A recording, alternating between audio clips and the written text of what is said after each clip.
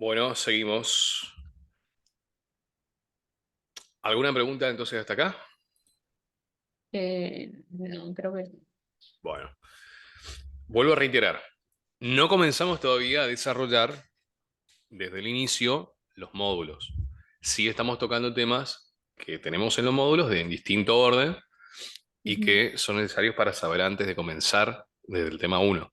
¿Sí? ujú, Ahí nunca me voy a olvidar una pregunta bueno, unas preguntas de ingreso viejo hace varios años, donde estaban debatiendo los alumnos en la facultad. Nosotros estábamos repartiendo volantes y decían, yo no me acuerdo, decían, me acuerdo textualmente, no me acuerdo a qué se refería con esta pregunta y habían anotado, entonces yo me meto en la conversación y era algo tan fácil que no se interpretó porque no sabían interpretar la pregunta porque no sabían en qué sentido estaba la palabra derecho.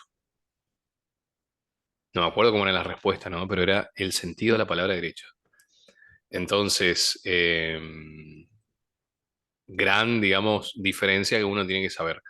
Si, con saber los temas generales, a veces uno puede poner la pregunta correcta, porque siempre en la respuesta tenemos la respuesta correcta, una que no tiene absolutamente nada que ver, ese para quien no ujú. estudió, y otra capciosa que es muy parecida.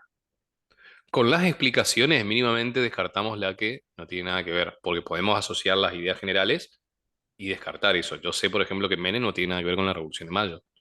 Mm, ¿Cierto? Entonces descartamos eso. Ahora, la que es muy finita, por ahí te dice, qué sé yo, el ministro de Economía de tal. Y bueno, por ahí esa no te acordás, ¿no? ujú. Pero bueno, esa lectura.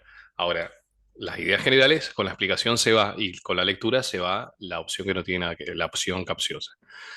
Bueno, entonces habíamos dicho que los derechos humanos son lo que en verdad en derechos subjetivos son los derechos personalísimos, que son innatos porque nacen con la persona y mueren con las personas, son vitalicios porque eh, la tienen las personas hasta la muerte, mueren con ellas, no se transmiten. Cuando hay una muerte, la muerte es un hecho jurídico, se extinguen los derechos personalísimos con las personas, en cambio se transmiten los de derechos patrimoniales.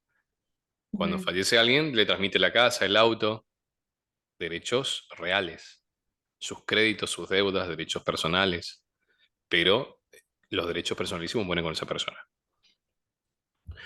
Entonces habíamos puesto como ejemplo el tema de la esclavitud, que las personas, inclusive en la época de la esclavitud, en América del Sur, al menos tenían, en el virreinato, los virreinatos de España tenían derechos que en América del Norte no. Esa es otra gran diferencia entre el norte y acá.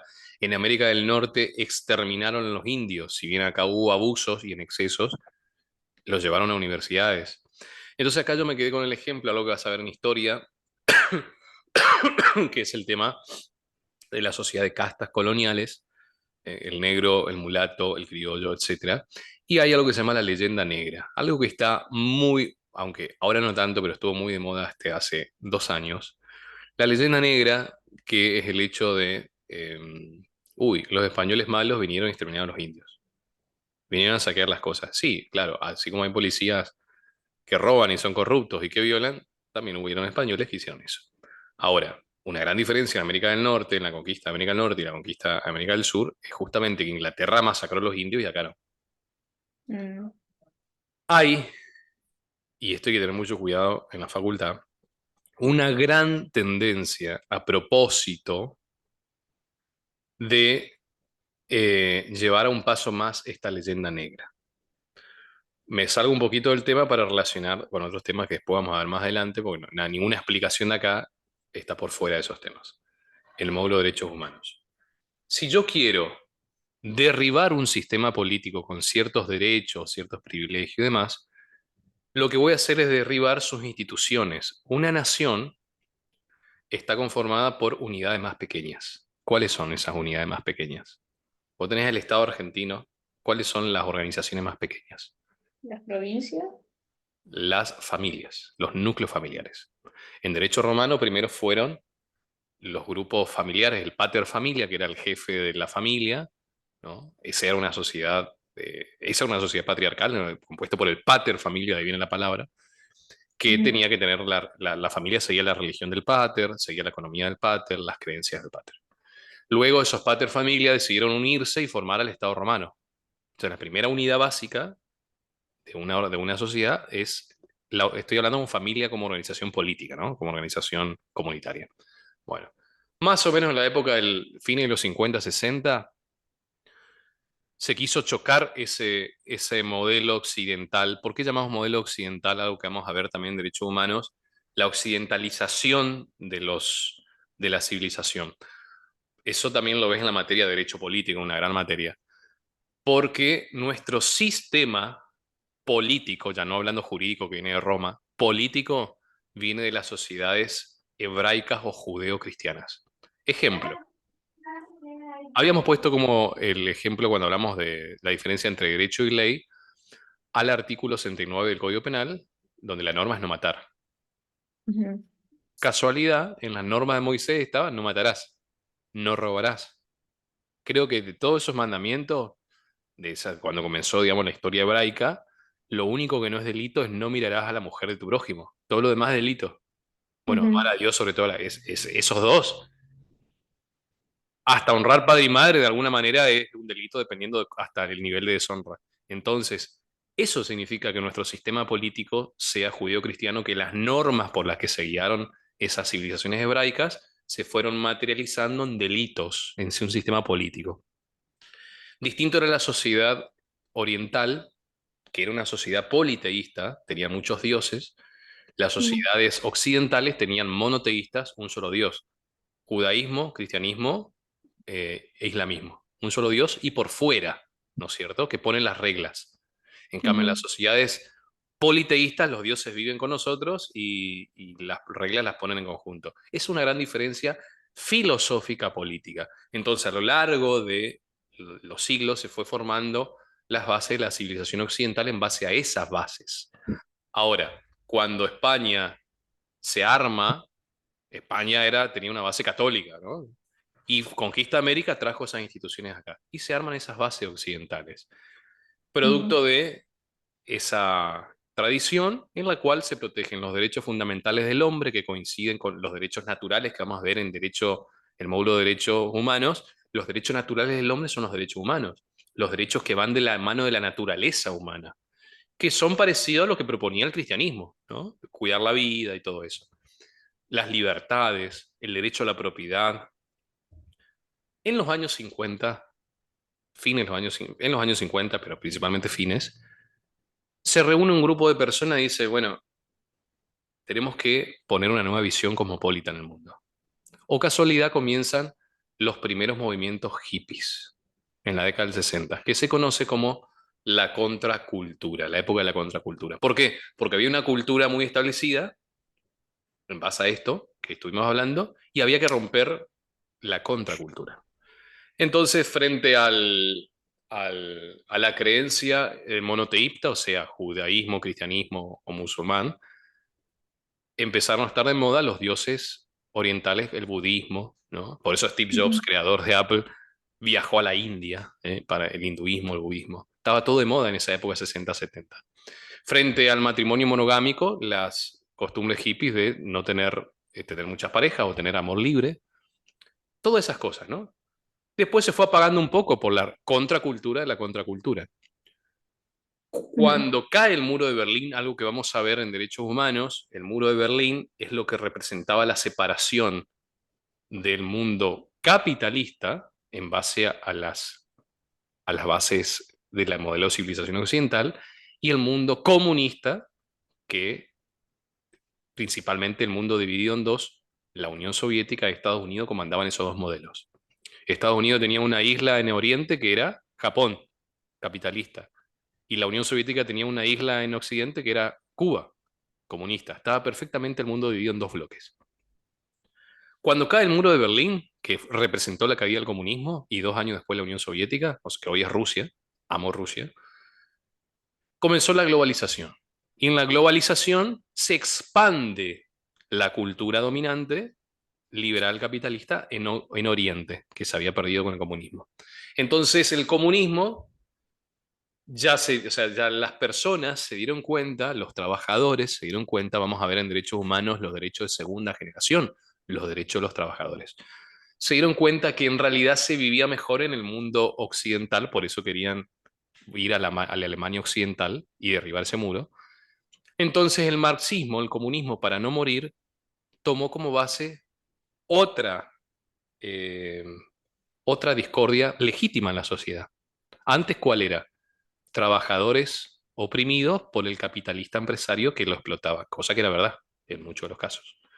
Pero como los trabajadores ya vivieron mejor en un sistema liberal y no en el comunismo de la Unión Soviética, entonces tuvo que reinventarse el comunismo y después de esta contracultura hippie y demás, nacieron otros paradigmas. Fíjate vos que hasta derecho político no das estos temas en la facultad, salvo con unas cosas de derechos humanos que vamos a ver en el módulo, pero Ujú. y en economía política, perdón, una materia de primer año, se da comunismo, capitalismo, vos ves que el comunismo toma como base una creencia de Carlos Marx, que fue su creador del siglo XIX, que dice que la historia es una lucha de clases. Entonces tenemos al trabajador y al empresario, que uno explota al otro.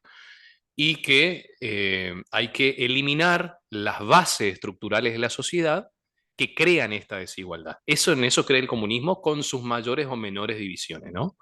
Diferencia, porque hay diferencia entre ellos.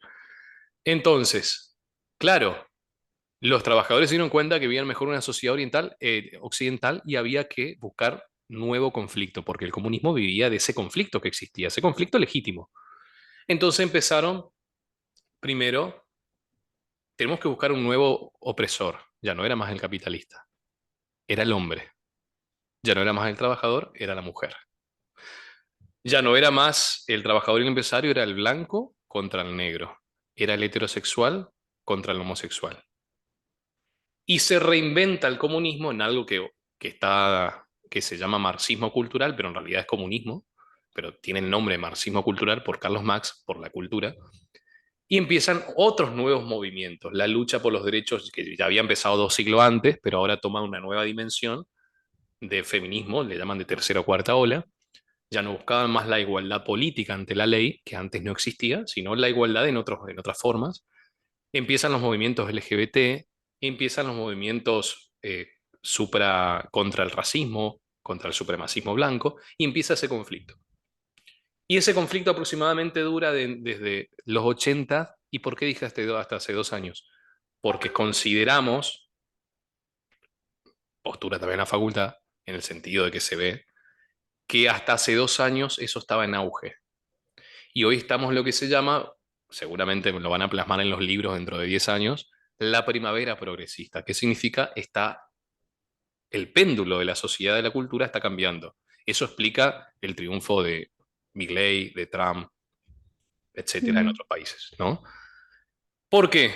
Porque sacamos, por un lado, descubrimos el velo de que en realidad era marxismo cultural, era lo mismo, en vez de trabajador contra esto. Entonces hay como una nueva contracultura de vuelta. Y ese es el péndulo que está girando, ¿no? Ahora, en el medio, las instituciones, en estos 20 años, aproximadamente últimos 20 años, empezaron a estatizar, a institucionalizar este discurso neomarxista o marxismo cultural. Y es por eso que en la facultad y en el módulo de Derecho Humano vas a ver reflejado esas creencias, frente a otras creencias que ya están empezando a estar en los libros, aunque no masivamente, ¿sí? Ujú. En fin, ¿por qué te sirve saber esto? Porque muchos de estos temas vamos a tocar en el módulo de Derechos Humanos y también en historia, porque tiene que ver con política. No es lo mismo en la época de Alfonsín que en la época de Menem. Ejemplo, ¿desde cuándo vamos a proteger el medio ambiente? Y lo protegimos siempre, pero en la Constitución Nacional desde la Reforma 94, artículo Ujú. 41. Tenemos el derecho a un medio ambiente sano, bla, bla, bla, bla, bla. Casualidad, en 1991 se vio la cumbre de la Tierra. Entonces, muchos países se vieron obligados a seguir las instrucciones de Naciones Unidas para cuidar el derecho a un medio ambiente sano. ¿Y desde cuándo tenemos las leyes de género? Y bueno, desde que Naciones Unidas. Entonces, muchas de esas cosas tienen su origen político, cultural y una base ideológica. Hoy, actualmente, ¿dónde estamos parados? Estamos parados en el comienzo de una nueva contracultura que se opuso a 20 años aproximadamente de cultura progresista, se llama así, por eso se llaman primavera progresista cuando estamos terminando, digamos, esa cultura, y que explica el levantamiento de distintos fenómenos. Entonces, hace 2 años vos ponías en Facebook, Jesús te ama, y te ponían discurso de odio censurado 30 días. ujú, Literalmente me ha pasado, ¿no? Ponías el aborto es matar a una persona por nacer, censurado por discurso de odio. Hoy ya no, porque las plataformas son elitistas, maltusianas. Vas a ver después lo que es Malthus, porque es maltusiana, pero no son tontas.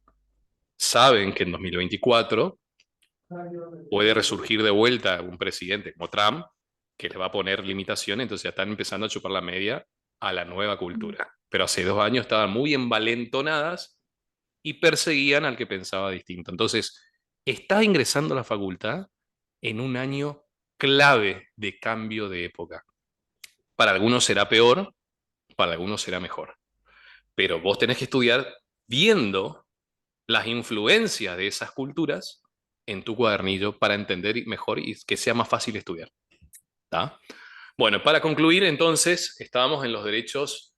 Te decía para concluir el tema de dónde salió todo esto, cuando hablamos de la esclavitud y todo esto. Entonces, en conclusión, este grupo de los 50 que se junta para poner una nueva perspectiva en la sociedad, busca derribar esas instituciones creadas de la civilización occidental.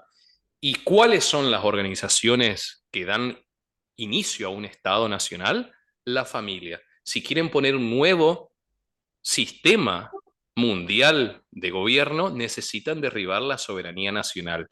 ¿Y cómo ujú, derribar la soberanía nacional? Primero, derribando sus instituciones originarias o cambiando el paradigma de la familia. Segundo, derribando su identidad nacional. Por eso que en España, la España gran católica o sistema judío occidental, la representante del sistema, perdón, judío, sistema occidental, la representante del sistema occidental, hoy tenemos casi la mitad de la población musulmana, se ha perdido sus tradiciones y se están perdiendo. Entonces, todas aquellas políticas que hablan de inmigración libre para facilitar la pérdida de identidad nacional, las políticas que hablan de nuevas formas de organización familiar, son políticas que van con justamente el discurso de control de natalidad. El aborto es un control de natalidad, la eutanasia es un control no de natalidad, sino de lo más viejo, para hablar lisa y llanamente. Y ahora la nueva religión es el cambio climático. Por supuesto que existe el cambio climático, lo estamos experimentando, ahora siempre ha existido el cambio climático. En la Edad Media hubo una época de abundancia tras el cambio climático que hubo mediados de la Edad Media. Es decir, no tiene mucho que ver el hombre, pero están usando esa excusa para decirte, mira, Liz, no tenés que comer carne porque contaminás al medio ambiente. Entonces ujú, está de moda el veganismo, está de moda, que no tiene nada de malo, a mí me gusta la comida vegana, pero estoy hablando del fanatismo como religión, ¿no? El fanatismo, veganismo como religión, que se van y le tiran a un productor agropecuario ganadero, le pintan el campo, no. Entonces, todos esos movimientos siguen esta agenda porque la idea justamente es la pérdida de soberanía nacional y para que se pierda la soberanía nacional se tiene que dar paso a la pérdida de identidad nacional y por ende a la pérdida de, eh, ¿cómo es? La cultura o tradición occidental. Y es acá donde nosotros vemos que en derechos humanos, que tenemos todo un ámbito político de sistemas de protección de los derechos humanos a nivel América y a nivel planeta. A nivel América vamos a ver que tenemos dos instituciones, la Corte Interamericana de Derechos Humanos y la Comisión Interamericana de Derechos Humanos, que suena muy lindo y es muy bueno, pero que forma parte de esa agenda. Y a nivel ONU o planeta vamos a tener al Pacto de los Derechos Civiles y Políticos, es decir, a un tratado internacional que protege los derechos humanos, al igual que el Pacto de San José de Costa Rica en América, vamos a tener a organismos de Naciones Unidas, a la Corte Internacional, a la Organización Mundial de Salud, a la Organización Mundial del Comercio, a la Organización Internacional del Trabajo, es decir, a organismos internacionales. ¿En dónde estamos parados con respecto a ese sistema político de protección de los derechos humanos? En dos grandes frentes. El frente globalista que busca justamente aplicar los organismos internacionales por sobre la soberanía nacional de los países, y el frente soberano, o tiene distintos nombres, que busca que prevalezcan las instituciones nacionales por sobre las organizaciones internacionales. ¿Qué significa? Que en la primera postura, si la Comisión Interamericana de Derechos Humanos, y con más razón la Corte Interamericana de Derechos Humanos, dice que tu país tiene que derogar tal o cual ley, vos tenés que agachar la cabeza y tenés que derogar tal o cual ley. Eso implica una pérdida de soberanía nacional porque perdemos decisión como país soberano. La otra postura significa que va a receptar esa recomendación de la Comisión Interamericana, va a decir, bueno, agradezco tu consejo, pero la Corte es la última intérprete de nuestras leyes y va a ser la que tenga la decisión. Una postura soberana. Frente a esos, en el módulo de derechos humanos hay casos que te ponen de ejemplo donde Argentina agacha la cabeza y dice, sí acato lo que dice la Corte, sí acato. Entonces estamos frente a una pérdida de soberanía nacional en pos de un gobierno americano o, en su mayor caso en el futuro, mundial, ¿no? Que excede toda teoría de conspiración. Hay que ver con estos ojos del módulo porque es realmente interesante, porque ahí es donde nosotros vemos la practicidad y la utilidad del módulo. No es solamente algo para leer nomás, es algo que está pasando. ¿Bien? Y muy interesante. Bueno, ¿qué aprendió ser esta primera clase? Las bases para poder estudiar bien, y tocamos temas que están tanto en historia como en el otro módulo, que son los dos grandes módulos. El lógica es un tercer módulo chico, donde va a Faltó haber... uno, ¿Cómo? faltó uno. Tenemos... ¿Cuál le falta? Quedamos en derechos personalísimos. Ah, perdón, tenés razón.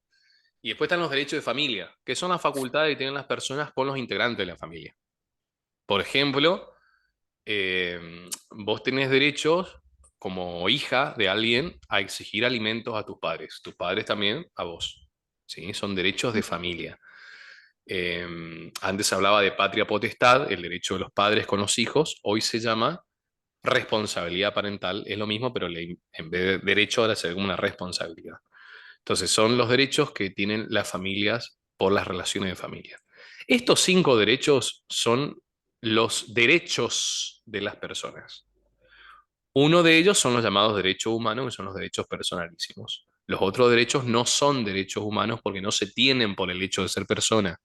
Nuestros derechos creditorios los tenemos porque hicimos un contrato. Los derechos reales por la adquisición de lo mismo o la tenencia de lo mismo, etcétera.